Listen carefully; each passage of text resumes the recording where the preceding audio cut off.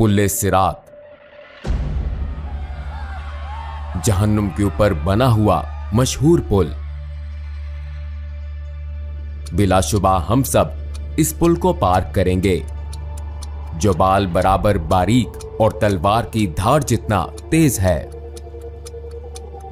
कोई भी पुल सिरात को उस वक्त तक पार ना कर सकेगा जब तक वो सवालात के 7 मरहलों से ना गुजर जाए।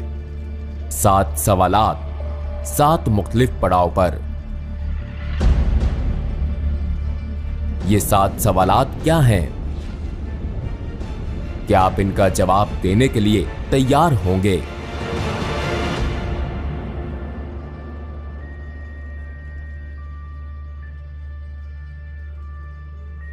हजरत मोहम्मद सल्लल्लाहु अलैहि वसल्लम ने एक हदीस में पुल सिरात को यूं बयान फरमाया, पुल सिरात को पार करने का इन्हसार हर एक के अमाल पर है।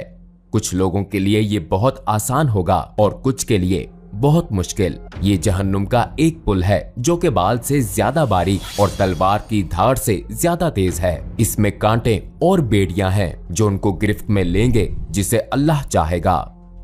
कुछ लोग इस पर से पलक झपकते गुजर जाएंगे जैसे रोशनी की रफ्तार हवा की तरह, या आली नस्ब घोड़ों और सवारियों पर। फरिश्ते पुकारेंगे, ऐ परवरदिगार सलामती फरमा, ऐ परवरदिगार सलामती फरमा। वो लगातार पुकारेंगे। वहां ऐसे लोग होंगे जिनको खराश भी ना आएगी, और ऐसे भी होंगे जिन्हें हथौड़े से मारा जाएगा, और ऐसे भी होंगे जिनके चेहरे आग में झोंक दिए जाएंगे। जी हाँ, जैसा कि हदीस से साबित है कि लोग खुदा की बारगाह में अपने दर्जात की बुनियाद पर इस पुल को पार करेंगे। कुछ लोग इसे रोशनी की रफ्तार से पार करेंगे, जबकि दूसरे रेंग कर इस सफर का इख्तिताम करेंगे। जैसा कि कुरान मजीद की सूरा 79 आयत 6 में दर्ज है कि हजरत इसराफील अलैहिस्सलाम 2 दफा सूअर फूंकेंगे, और पहली दफा सूअर फूंकने पर सिवाय उनके जिसे अल्लाह सुब्हानो ताला चाहे, जमीन और आसमानों की हर चीज उसकी हैबत से लरज उठेगी और उसके साथ ही कयामत बर्पा हो जाएगी।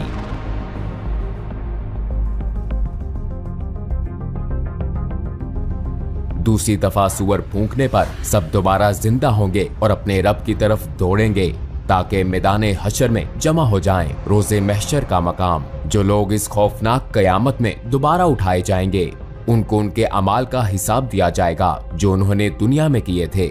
जैसा कि कुरान मजीद की आयत में बताया गया है, दाएं हाथ में अमाल नामा पाने वालों के लिए जन्नत की बिशारत है, और अगर अमाल नामा बाएं हाथ में या पीछे से दिया जाएगा तो ये जहन्नुम के अजाब की वईद है। जमीन पर हमारे साथ किरामुन कातिबीन के नाम से 2 फरिश्ते हर वक्त हर जगह हमारे अमाल लिखते हैं, लिहाजा हमारे किए गए तमाम अच्छे और बुरे अमाल हमारे सामने होंगे।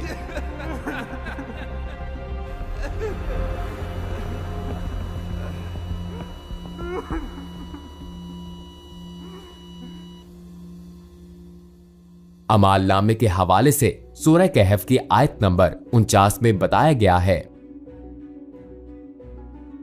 और उनके सामने अमाल नामा रख दिया जाएगा। फिर तू मुजरिमों को देखेगा, उस चीज से डरने वाले होंगे जो उसमें है, और कहेंगे अफसोस हम पर।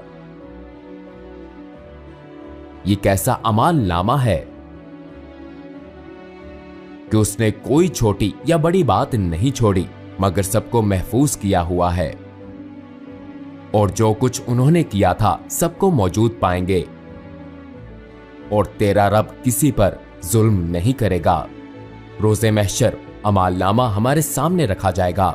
एक दफा अमाल नामा मिल गया तो हम अपनी मंजिल के करीब पहुंच जाएंगे, लेकिन आखिरी मंजिल से पहले एक और पड़ाव भी है, एक ऐसा पड़ाव जो बाल से बारीक और तलवार की धार से तेज है। एक ऐसा पड़ाव जिसे बगैर किसी इस्तिस्ना के सबको पार करना है। ये पड़ाव पुल सिरात है। तुम में से कोई भी ऐसा नहीं जिसका इस पर से गुजर ना हो।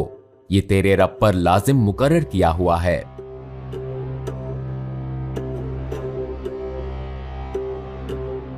हदीस के मुताबिक सिरात जहन्नुम के ऊपर एक सीधा रास्ता है, हर कोई इस पर से गुजरेगा। ईमान वाले इस पर से अपने अमाल के मुताबिक तेजी से या आहिस्तगी से गुजरेंगे, जबकि काफिर और गुनाहगार लोग ठोकर खाकर जहन्नुम में जा गिरेंगे।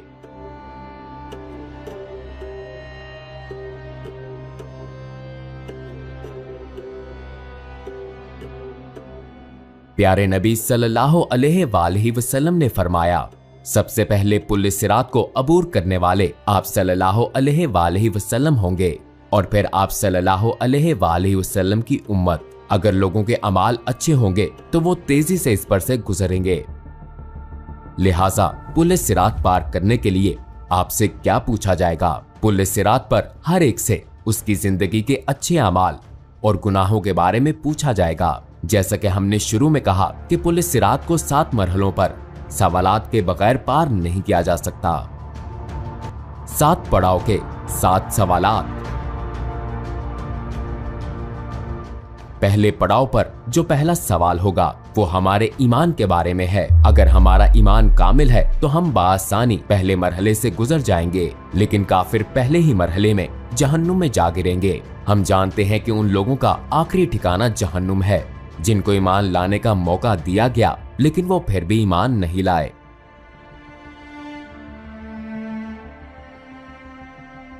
खुदा ने अपनी पाक सिफात और नेक बंदों के जरिए अपना तारुफ करवाया, तो जो ईमान नहीं लाए बिलाखिर उनका आखिरी ठिकाना जहन्नुम है। और जहन्नुम इतनी बेरहम होगी कि जब उससे पूछा जाएगा कि क्या तुम भर गई हो, तो ये चिल्लाकर कहेगी क्या और नहीं है। दूसरे लफ्जों में उस दिन तमाम काफिर जहन्नुम में झोंकने के बाद भी कोई चीज उसका पेट नहीं भर सकेगी।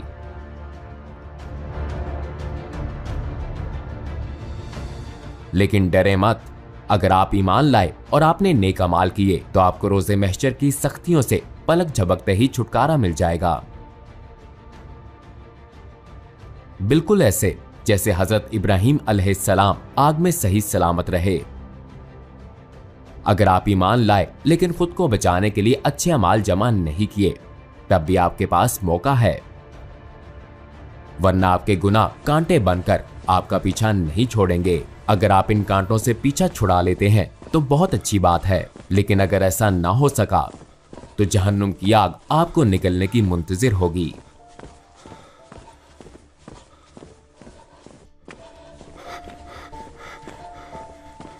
जैसा कि सूरह मरियम की आयत नंबर 72 में दर्ज है, फिर हम उन्हें बचा लेंगे जो अल्लाह सुब्हानो ताला से डरते हैं और जालिमों को इसमें घुटनों पर गिरे हुए छोड़ देंगे।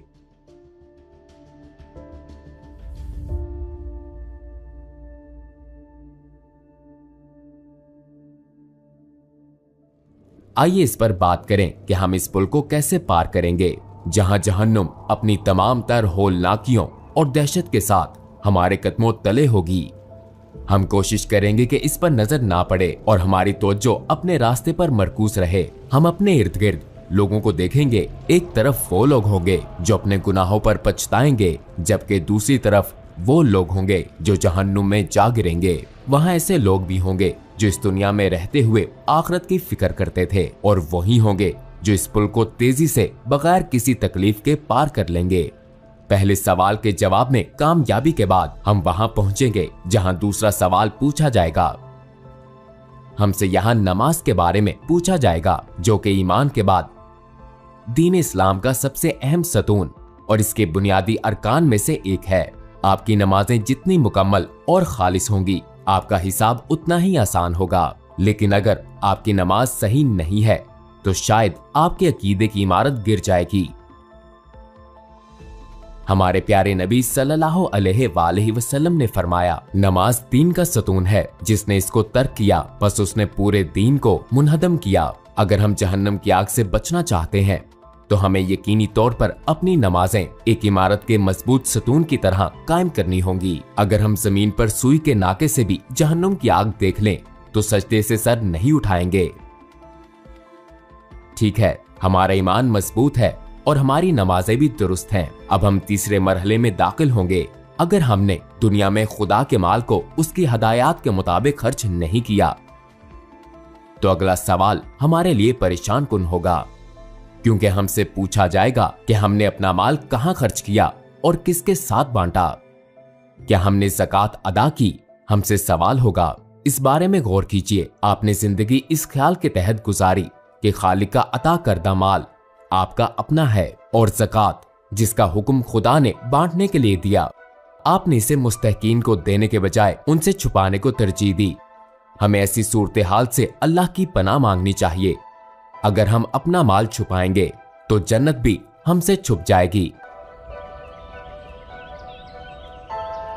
अगर हमने अपना माल खुदा की हदायत के मुताबिक कमाया और खर्च किया तो अगले पड़ाव पर हमसे रोजे के बारे में सवाल किया जाएगा, जो कि हम पर इसी तरह फर्ज हैं जिस तरह पिछली उम्मतों पर फर्ज थे। अगर हम इस पूछ कूछ के दौरान काश जैसा लफ्ज अदा नहीं करना चाहते तो हम पर लाजिम है कि माजी में हीलों बहानों से जो रोजे छोड़े हैं उनकी कज़ा अदा करें। इसके बाद हम 5वें पड़ाव पर होंगे। इस पड़ाव पर हमसे हज के बारे में पूछा जाएगा। अगर आप माली मसाइल की वजह से हज नहीं कर सकते तो माली इस्तेहकाम के बाद जिंदगी में एक दफा जरूर हज करें। अगर हम इस्तात होने के बावजूद हज अदा नहीं करते और बहाने बनाते हैं तो हम संगीन नताइज का सामना कर सकते हैं। छठे पड़ाव पर हम इस मौजू की तरफ आएंगे जो बिना इस्तिस्ना के हर किसी से मुतल्लिक है। ये मौजू हकूकुल लिबाद और सिला रहमी है।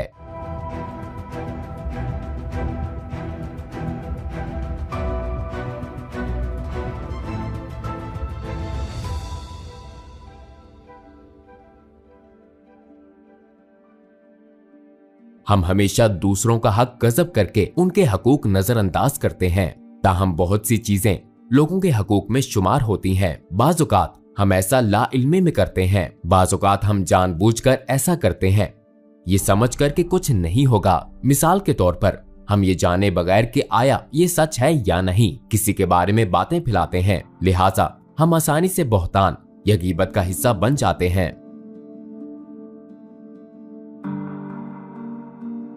हमारे दीन में खानदान और रिश्तेदारों का तस्वुर बहुत अहम है, लिहाजा इसको बहुत अहमियत देनी चाहिए।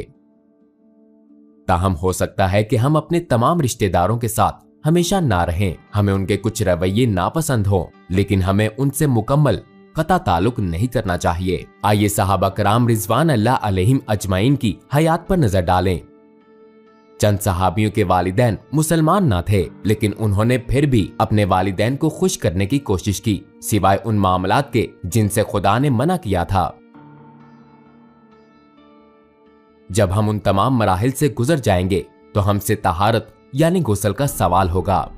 अगर हम पिछले 6 सवालों में कामयाब रहे, खुदा के फजल से हम उन लोगों में शामिल होंगे जो सफाई को तरजीह देते हैं। अगर हम तहारत का ख्याल ना रखते तो पिछले सवालात में कामयाबी भी मुमकिन ना होती।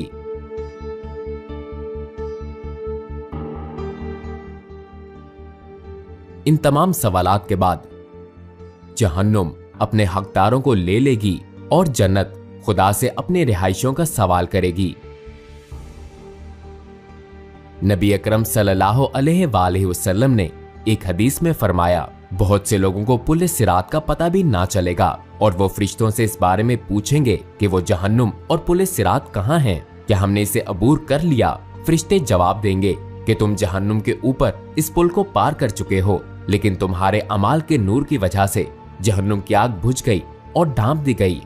कहा जाता है जहन्नुम की आग मोमिनीन से कहेगी, ए मोमिनो मेरे ऊपर से तेजी से गुजरो, क्योंकि तुम्हारे अमाल का नूर मेरी आग को बुझाता है। खुदा की मर्जी होगी तो हमें जन्नत बतौर इनाम मिल जाएगी, जो कि सफर के इख्तिताम पर एक खूबसूरत जगह है। ऐसी खूबसूरत कि किसी आंख ने ना देखी, किसी कान ने ना सुनी, कोई इंसान ख्वाब में भी जन्नत की खूबसूरती का तस्वुर नहीं कर सकता। नेक अमाल के साथ जिंदगी गुजारना इतना भी मुश्किल नहीं है। हमें ज़माने आखिर के खुशगवार हथकंडों से बचने के लिए कुछ खास इक़दाम करने की जरूरत है। याद रखिए कि हमने जितनी बातें कही सब दुरुस्त हैं और लाज़मन वकू पजीर होंगी। तो क्या दुनिया में आरज़ी जिंदगी के लिए आखिरत तबाह करना जरूरी है? ठीक है, आपको किसकी ज्यादा फिक्र है, दुनिया के आरज़ी पुल की या उस पुल की जो अब्दियत की तरफ लेकर जाता है। अस्सलामुअलैकुम भाई और बहनों, हमने देखा कि हमारे 80% व्यूवर्स बाशुमूल इस वीडियो के हमारे चैनल के सब्सक्राइबर नहीं हैं। जैसा कि आप जानते हैं, हम एक गैर मुनाफा बख्श तंजीम है और हमारी वीडियोस पर इश्तिहारात गैर फाल हैं। लिहाजा हम सिर्फ इसलिए इसकी दरख्वास्त कर रहे हैं ताकि सच्चाई को फैलाया जा सके। ये एक छोटा सा अमल लगता है, लेकिन इंशाल्लाह ये बहुत से लोगों के लिए रहनुमाई का जरिया बन सकता है। आइए अब सब्सक्राइब बटन पर क्लिक करें और मिलकर टुवर्ड्स इटर्निटी का हिस्सा बने।